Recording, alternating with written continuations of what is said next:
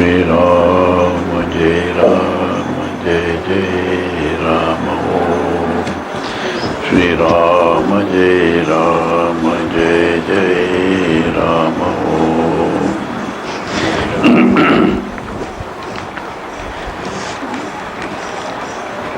Yesterday we were reading the 12th chapter. The 12th chapter begins with a question from Arjuna as to worship of the Lord in his manifested aspect or unmanifest aspect, which is better. Worshipping the manifest aspect means worshipping a particular form of the Lord. It can be taken as an avataric form of Lord Krishna himself or Lord Rama or any other avatar, or the entire manifestation as the universe. The other type of worship is the unmanifest, nameless, formless, attributeless Parabrahman. So the Lord said these two types of worship lead to the same goal, but the Saguna worship is easier compared to the Nirguna type of worship. Nirguna means worshipping the nameless, formless, attributeless aspect of the divine.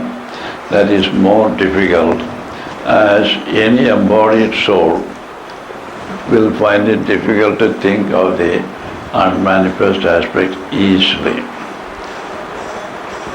Now, after describing all this, the Lord narrates here the qualities of a real bhakta, how by his devotion to the Lord he is able to change his habits and gives up his asuri qualities and develops divine qualities.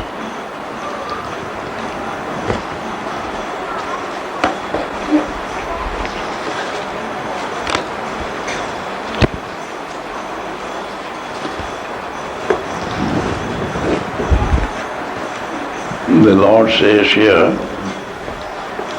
that he considers the devotee who has the following qualities as the dearest to him. It means such a devotee has developed such qualities as please the Lord.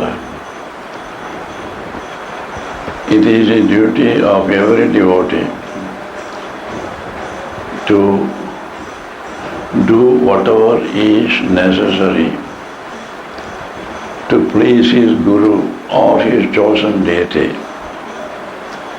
and not to do whatever is likely to displease him. So, the Lord directs here what type of devotee pleases him most, what acts of the devotee will please him most. Who again among the devotees becomes the favorite of the Lord? This point is clarified now. I am not reading the Sanskrit here, only the English version of it will do.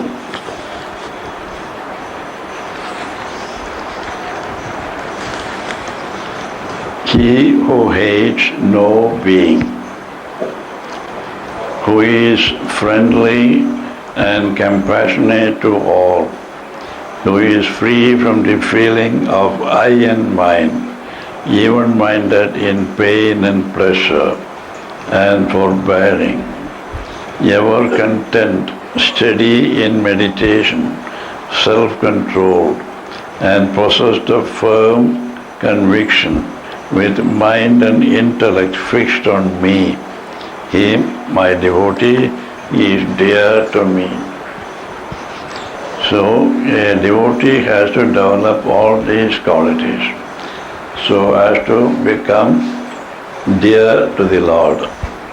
He who hates no being, who is friendly and compassionate to all, who is free from the feeling of I and mine, even-minded in pain and pleasure, and forbearing, ever content, steady in meditation, self-controlled, and possessed of firm conviction, with mind and intellect fixed on me.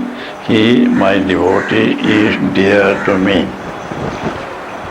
We will go into detail each word expressed by the Lord. The first word is advesta, means not hating anybody, no dislike towards anybody. Everybody is considered as his friend, because by devotion to the Lord, he started seeing the Lord himself in everybody. So there is no chance of his hating at all anybody.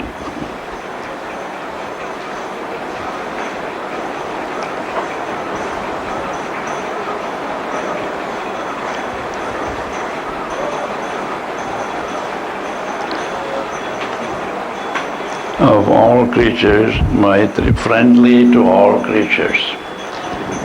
Hating nobody, that is a negative aspect. Then friendly to all creatures, that is the positive aspect. Compassionate.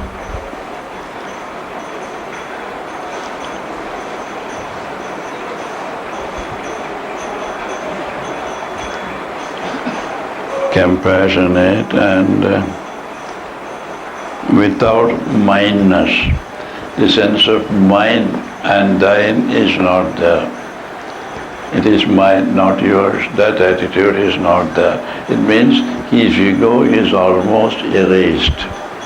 He has become egoless. Without egoism. Balanced in pleasure and pain. He is not very much affected by the pleasure and pain caused in the Prakriti, the nature. He is able to face them with equanimity. Finally, he is forgiving. These qualities will have to be gradually developed, dropping the negative qualities altogether. And further, he is contented in all situations. Anything that comes to him, he is happy, because he feels that God has given him that. Because God has given him, he must be happy. He is that way contented in every situation. Wherever he is placed, he is contented. Whether he is placed in a small hut or he is placed in a palace, both give him the same type of contentment. Whether he is given a simple food, say a rice gruel, he is happy. Whether he is given a sumptuous feast, that also makes him equally happy. He neither dislikes nor likes anything. He is ever contented with whatever he gets. Ever steady in meditation. He is ever steady in his meditation because his mind is dwelling on God constantly. He may be active in the world, but his mind is centered on God. Whether he sits in his puja room for meditation or he is moving about, his mind is fixed on God.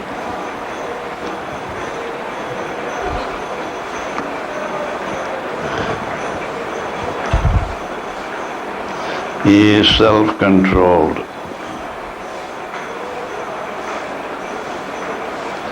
self-control. He doesn't lose his balance. He keeps himself under control in all respects.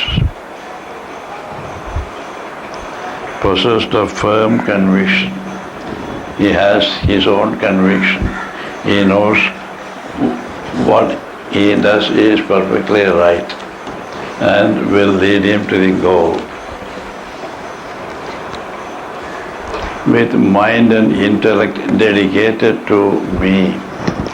He has fully dedicated his mind and intellect to the Lord. He has nothing else to gain. His only aim is full dedication to the Lord. He wants to attain the Lord, that's all. Such a devotee is dear to me. That is what the Lord himself declares. So, to become the beloved of the Lord, we must develop all these qualities. Then only we can go near him. Then only he will choose to reveal himself in our heart. Means he will give us darshan in our heart or outside us.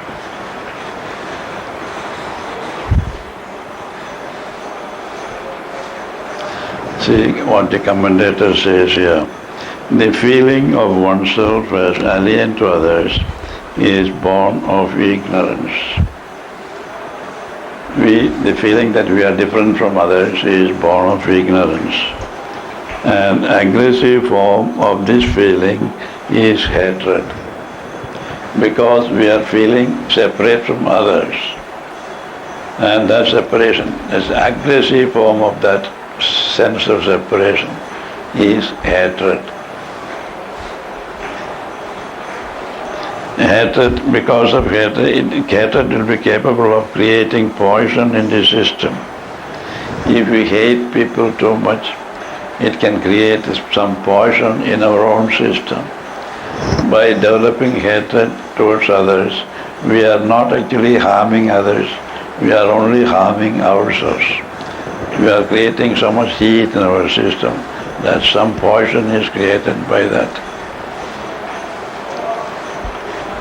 This destructive feeling, therefore, has no place in the wholesome life of a devotee.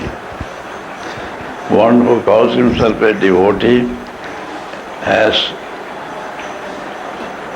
should have no chance of creating such a poison in his system because of hatred developed towards others.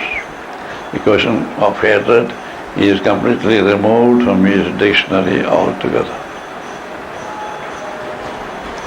Mere avoidance of hatred is not sufficient. Simply, I don't hate him, to say that is not sufficient. That is, a negative feeling is removed, that's all. Now you should create. Stones and stone-like people do not hate. They say, stones and stone-like people do not hate. That is not sufficient. But they are none the better for it. Because they don't hate, they are none the better. Life should take a positive turn. Feeling oneself friendly to all is the mark of a devotee's life. To say that I don't hate anybody is not sufficient, but you must positively love everybody. That should be the mark of a devotee.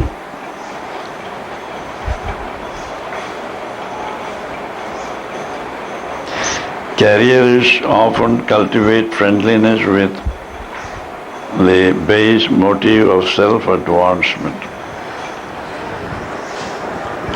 Carriers often cultivate friendship with all with the base motive of self-advancement. For selfish purposes, people make friends with others, purely with selfish motives. But a devotee of God is he who has nothing to seek but everything to give. A devotee of God loves others, not expecting anything in return from others, but simply for the sake of love. because he is trying to see God in others. By loving others, he is loving God in others. That is his attitude. There is absolutely no selfishness in that love.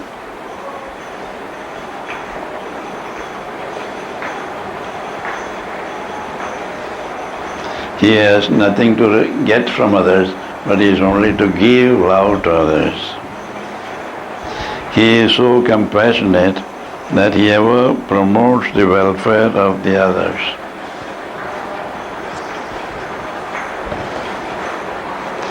Of all forms of egoism, the spiritual egoism is the most dangerous one. The worldly people may be egoistic, but though it is dangerous, it is not so dangerous as the devotees develop egoism. That is more dangerous. If one develops the egoistic feeling that he is rendering spiritual help to others, he can hardly ever get out of that harmful quagmire. He should not feel that he is giving help in the spiritual way to others, rendering spiritual help to others. That egoism will harm him more than the other worldly egoistic feeling. Another type of egoism is also there. A man chants Ramdas, say about 50,000 times daily. He finds another devotee coming to the Guru, chants only 25,000 times daily. So if that fellow is chanting only 25,000 Ramnam daily, I am chanting 50,000 Ramnam. That question of, that sense of pride arises in him. That is more dangerous. That type of pride should not be allowed to enter our heart. Humility must become more and more developed in our mind. Never allow pride to enter. A true devotee is always free from the feeling of I and mine. The real feeling of that devotee should be God has been gracious to make me chant 50,000 times Ram Nam daily.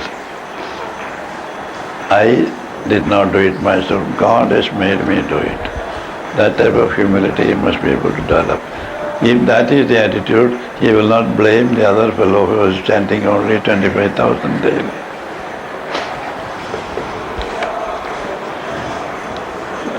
Resulting from his benign service to others, a devotee may lose his possessions, may even be put to hardship.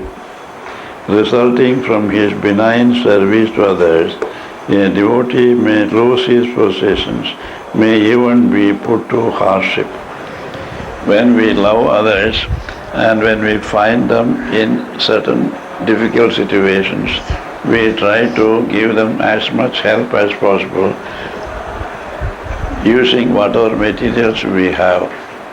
Say if one man is found in a very bad condition with tattered clothes and all that, we immediately, without hesitation, remove, say, a shirt or a dhoti and offer him, or take from our almirah whatever extra we have and give him. By this way, we will be parting with the things we have for the sake of others when we find them in such difficult situations. As in the case of our Mataji, who was wearing,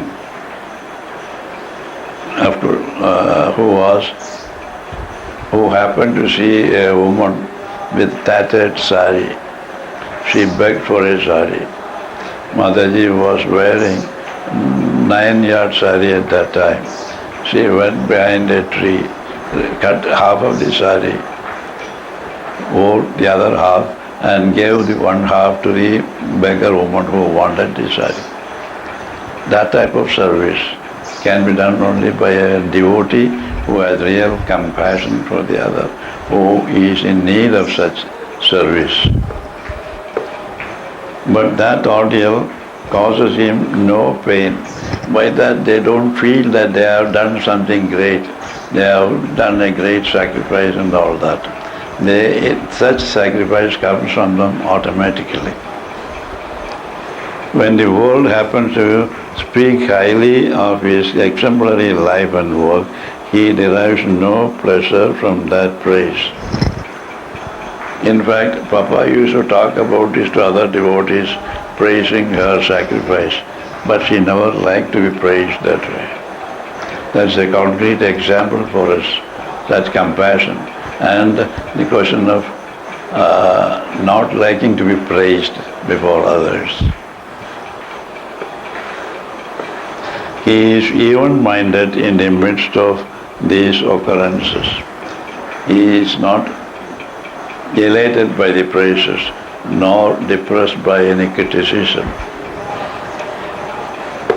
It is not unoften that a devotee is put to unwarranted affliction by the ignorant and willful ones. But in such a trying circumstance, a genuine devotee is always forbearing. He has to meet with difficult situations, but he does not get unnerved in such situations. He faces them with equanimity, unruffled in all conditions and circumstances. Then becomes contentment. Contentment, bliss and buoyancy ever mark a yogi for their own. Contentment, bliss and buoyancy ever mark a yogi for their own. Being established in yoga, self-control and disciplined life become part and parcel of his being.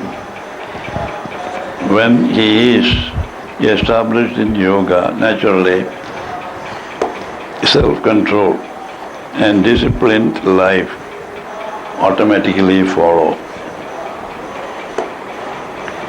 In matters spiritual, he is not wavering. He has his own convictions as to what he should do to progress on the path and what he should not do. He is one of firm conviction. His refined feelings and his clarified understanding are all centered on the Lord. His refined feelings and his clarified understanding are all centered on the Lord. Everything is centered on the Lord. His life itself is dedicated to the Lord, so he has nothing else to think of, nothing else to attain. As the needle of a compass always points to the north, the faculties of the devotee are ever intent on him. So always the mind is directed towards the Lord. Yes, as the compass does not point to any other direction except north, the devotee's mind always points towards God only. Such a devotee is ever dear to me. We must become such a devotee. Then the Lord will say, you are mine, you are dear to me.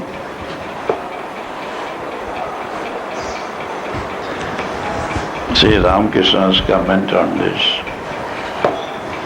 Does the Lord attach any value to the wealth and property dedicated to him?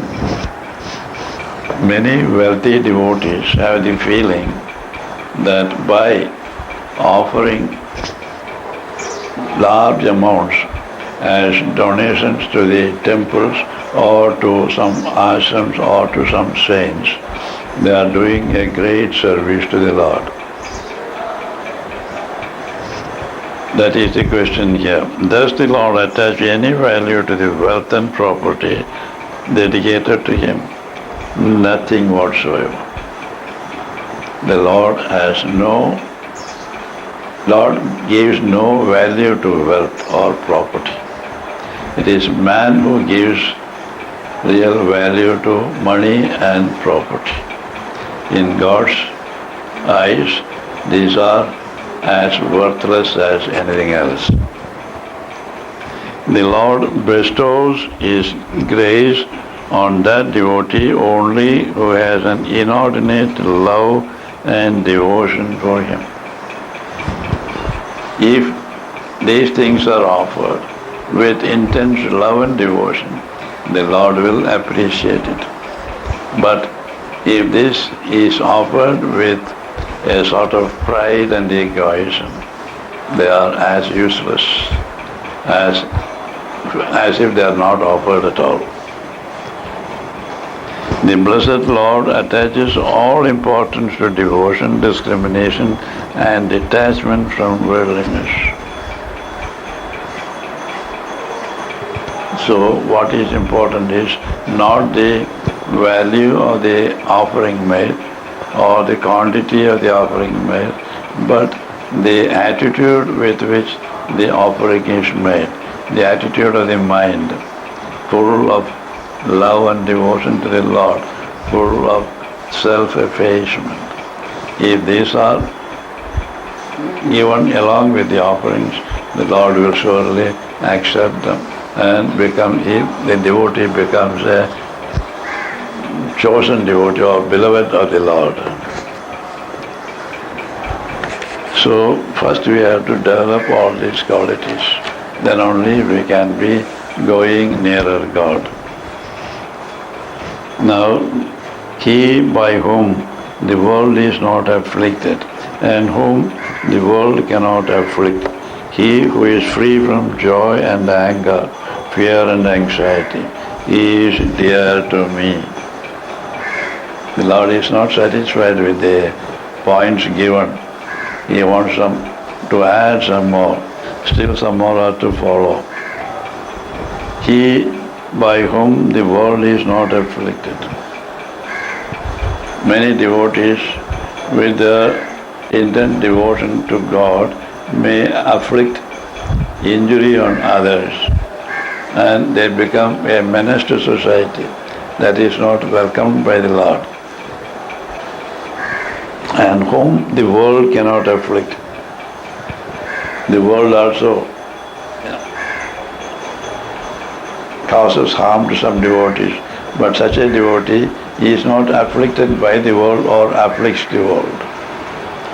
He who is free from joy, anger, fear and anxiety. It means he who remains calm and serene in all conditions, not very much elated by anything that happens to his satisfaction, you can say, or anything that happens against his will. He is not affected by them. He is not afraid of anything, and he has no anxiety because he has left everything in the hands of God. He feels that it is God who does everything and he has nothing to worry about. God will take care of his needs. He is free from anxiety. He doesn't worry about the past or anxious about the future. And he has no fear because he feels, or rather he sees only his own Lord in everybody. So why should there be any fear in him?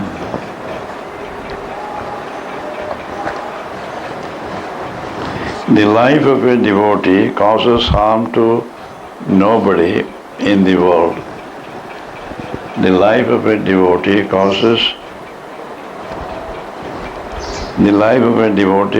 harm to nobody in the world because he is not concerned or is not anxious to cause any injury to anybody. He has no other interest.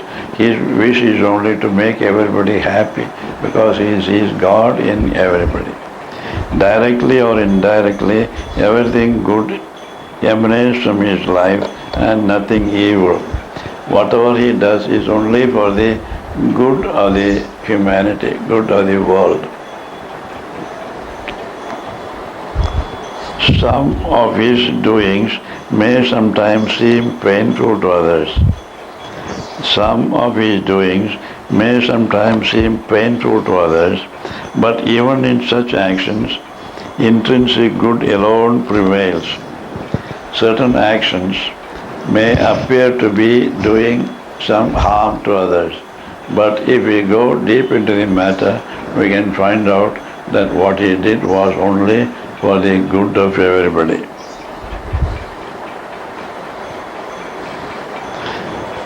What the surgeon does to the patient and the teacher to the people may appear hurtful. Example is given of a surgeon using a sharp knife to cut open a boil in the leg or hand of a patient. Apparently, the surgeon is doing what you call himsa by cutting open, but that is not called himsa. That act is done to give good health to the patient. So you cannot call it himsa. And a teacher admonishes his pupil. That also you cannot call himsa. It is only for the benefit of the student that the teacher takes such an action. But in effect, they are wholesome. A devotee in the position of Arjuna is obliged to bring about a carnage. A devotee in the position of Arjuna is obliged to bring about a carnage, but ultimate good to the world is contained in that seeming evil. Here, Arjuna's example itself is quoted here. He is advised to kill all those in the opposite side of the army. Is it not a himsa? But according to the Lord, according to the Dharma, what Arjuna was supposed to do was for the benefit of the world, for destruction of adharma and for the establishment of dharma. Again, whatever harm befalls a devotee from the world is not viewed by him as an injury. The people may do harm to the devotee not knowing his intentions. They may mistake him for something and do harm, but the devotee does not mind it at all. Again, whatever harm befalls a devotee from the world is not viewed by him as an injury. He doesn't take it in any wrong way. He takes it as God's will. He doesn't have any ill will towards those who are the cause of such a hurt feeling on him, such a feeling on him. Sterling is his mind which accepts all afflictions as blessings in disguise come from the Most High.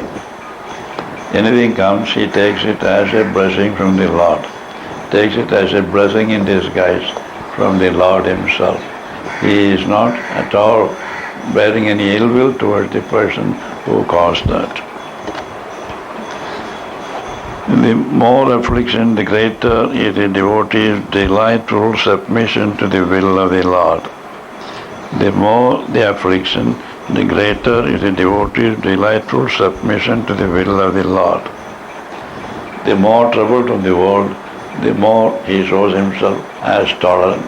His toleration is exhibited there, his sense of toleration and submission to the Lord's will. Prahlada is the model of the super devotee. Prahlada underwent torture from the hands of his own father. Without murmur, he bore everything, but nothing happened to him. He had no ill will towards the father. Though the Lord could not tolerate it, the Lord came and finished off the father. Even then, the child prayed to the Lord to bless his father, to excuse him for all that he had done and bless him. That was the heart of Prahlada. That should be the heart of all devotees. What is the sort of self-culture that brings forth the genuine frame of mind in the devotee? What is the sort of self-culture that brings forth the genuine frame of mind in the devotee? Let us see.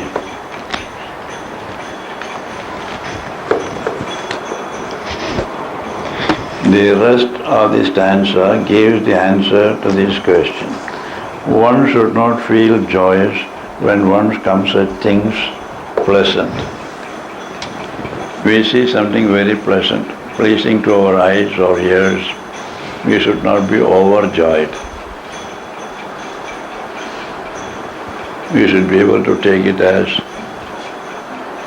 a play of the Lord, a play in the eternal drama.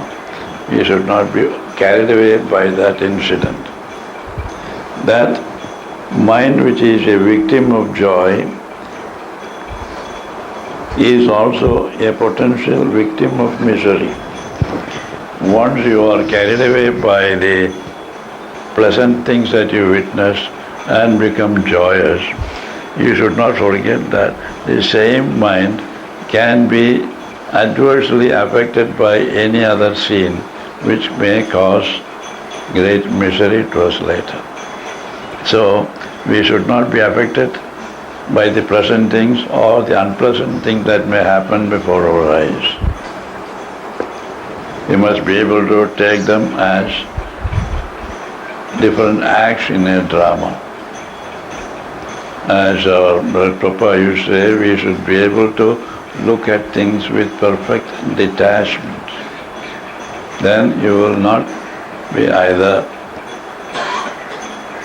be too joyous or too miserable. You will be able to view them with equanimity. A strong mind, on the other hand, remains unaffected by joy and sorrow. A devotee is he who conquers anger and envy, which are his twin enemies. A devotee has to conquer anger and envy, which are his twin enemies. When he is more devoted to God, gradually these things will be eliminated. He will be able to get over anger and envy. These are his main enemies. Every time he is overcome by either of these, the stamina of his mind declines. We do not realize how harmful it is to get angry and be victims of anger rather. When we are subject to anger and envy, the strength of our mind declines. We don't realize it.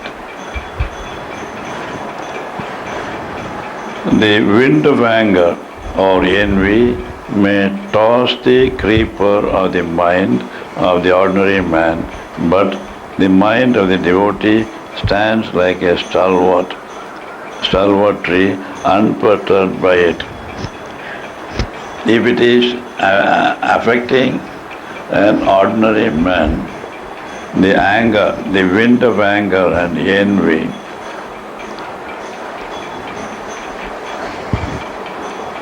may toss the mind of the devotee. If it is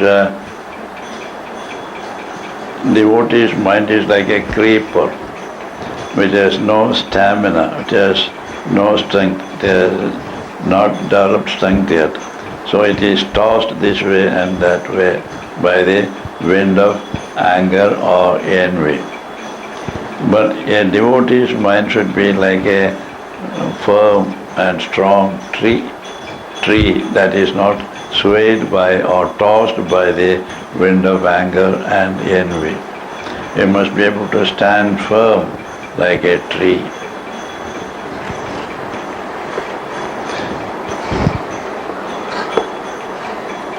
The mind of the devotee stands like a stalwart tree, unperturbed by it.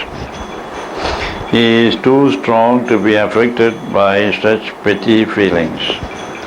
He should not be affected by such petty things.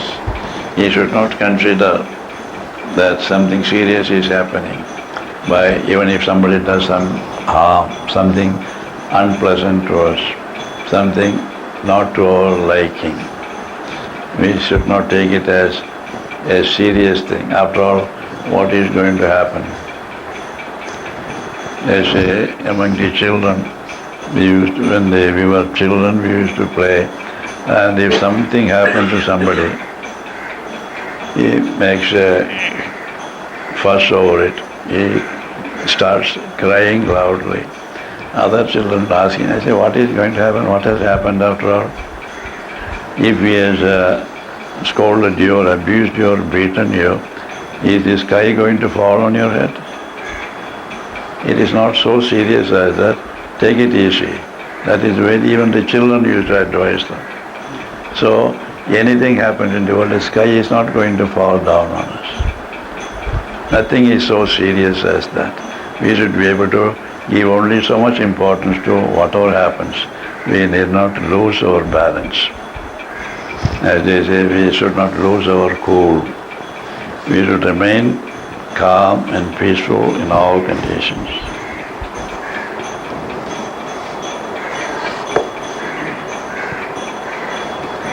So the devotee is too strong to be affected by such petty feelings.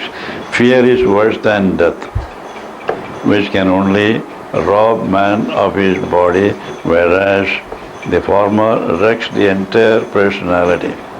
Fear is another thing. Fear is considered worse than death. Death only snatches away the body, but fear makes the life of a person miserable. Fear is worse than death.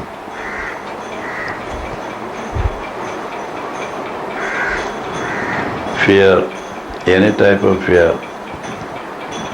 There was a case recently. Her mother was traveling by train near Bombay railway station. Some thief put the hand through the window and snatched her gold chain. He ran away with the chain, and she woke up by that jerk and got so frightened. It was fright and a sense of loss, both together.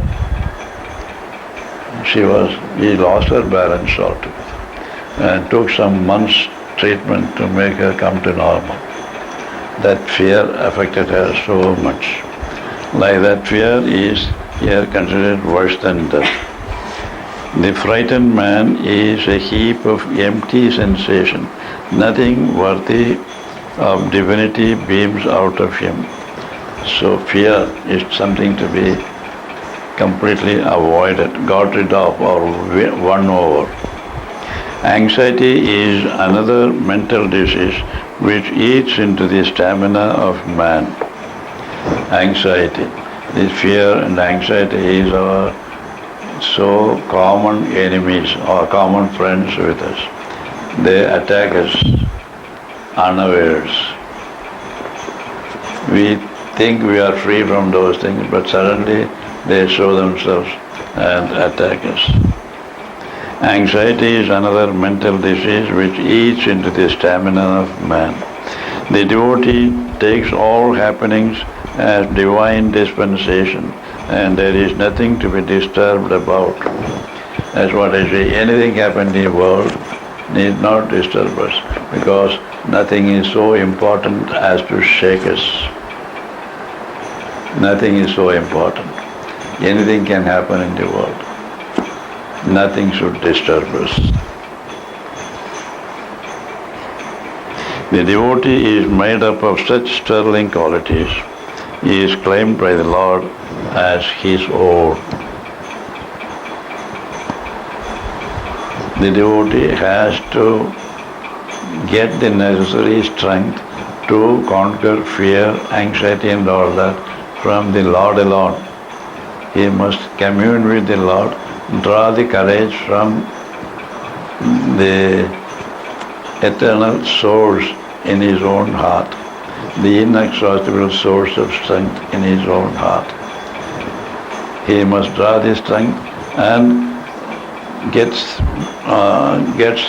or the control over fear and anxiety. And then he becomes the beloved of the Lord. And then the Lord calls him as his own.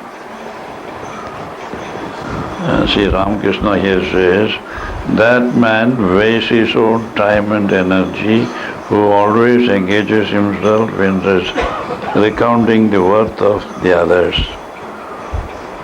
For in doing so, he neither gains in building his own character nor in getting fixed in the glory of the Lord.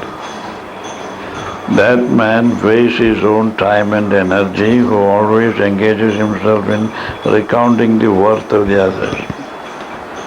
There is no need for us to talk about others, good or bad qualities, whatever they are. If we do so, in doing so, he neither gains in building his own character nor getting fixed in the glory of the Lord.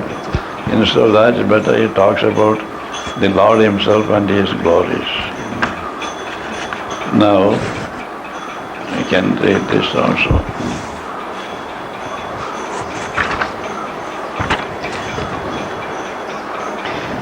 Further, some more qualities are to be added to become perfect devotees. He who has no wants, who is pure and prompt, unconcerned, untroubled, and who is selfless in all his undertakings, he who is thus devoted to me is dear to me. He who has no wants, who is pure and prompt, unconcerned, untroubled, and who is selfless in all his undertakings, he who is thus devoted to me is dear to me.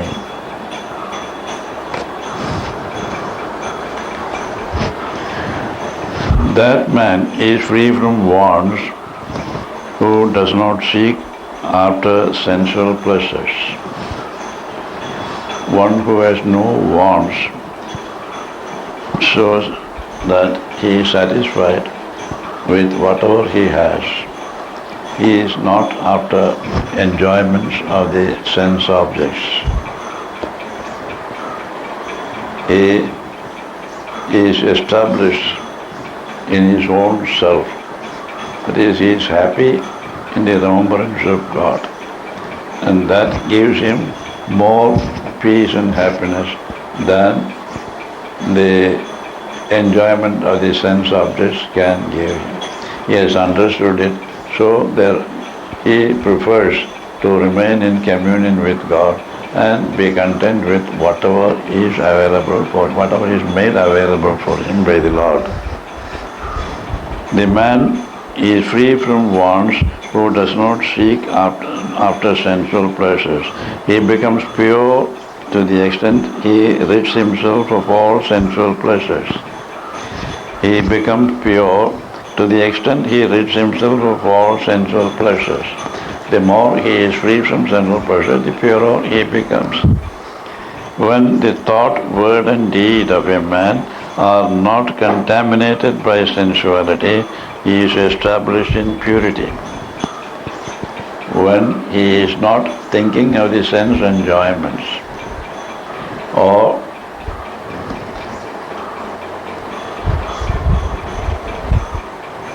talking about it or doing something for the enjoyment of the senses, he is said to be pure.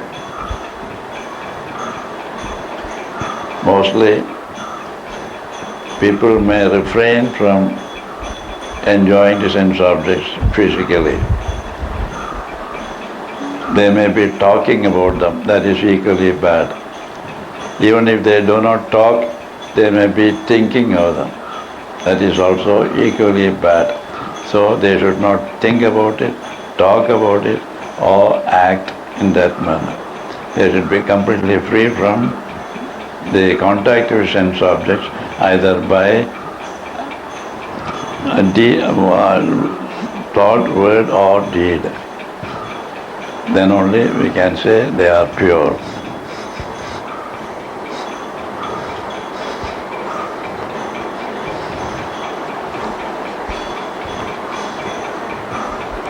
To be prompt in the discharge of duty is possible only for him who lives a disciplined life. He talks about promptness also.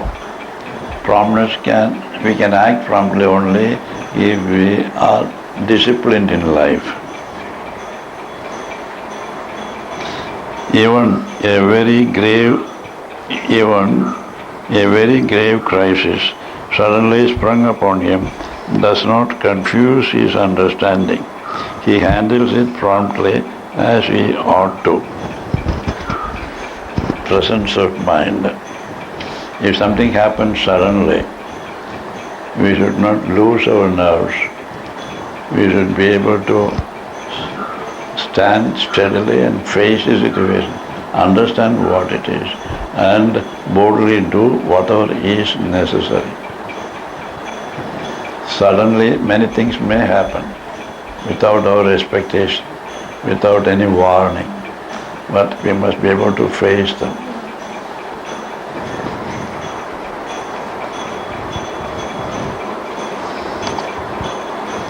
Worldly people behave in one way towards friends and in quite another way towards foes. Worldly people behave in one way towards friends and in quite another way towards foes.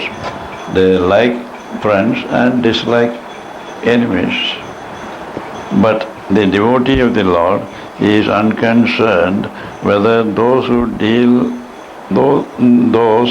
he deals with are friends or foes. A devotee has no distinction between foes and friends, because all for him are forms of the divine. In everyone he sees only the Lord seated in their hearts. So there is no question of friend or foe for him. All are equal to him. He behaves with everybody in the same manner. He behaves in the same simple and straightforward manner with one and all. His dealings being clean, he remains untroubled by their consequences. He may behave the same way to everybody, but some may not like it. The so-called foes may not like it, but he is not concerned whether his actions or his behavior towards them is liked by others or not. Serving the Lord being his sole motive, he is selfless in all his undertakings. Whatever undertaking he has, his attitude is absolute selflessness. He is only serving the Lord. He has everything to dedicate to the Maker and his being. He has everything to dedicate to the Maker and his beings. He has nothing to ask of them. Whatever he does is all offering to the Lord and to those beings who are manifestations of the Lord. He does not care to ask anything from them because he has no wants. He is free from all wants. He who is not deceived by his own mind, a person such as he alone gains access to the divine presence of the Lord. The point comes to this: an attitude free from guile and deceit, and a devotee true to the core. These are the means to take one Godward. That is Ramakrishna's saying in it. So we'll stop here with this. There are some more qualities enumerated here. He who neither rejoices, nor hates, nor grieves, nor desires, renouncing good and evil, full of devotion, he is dear to me. We'll read the details tomorrow. So it is very, very difficult to be a true devotee of God and to be accepted by God as his dear one.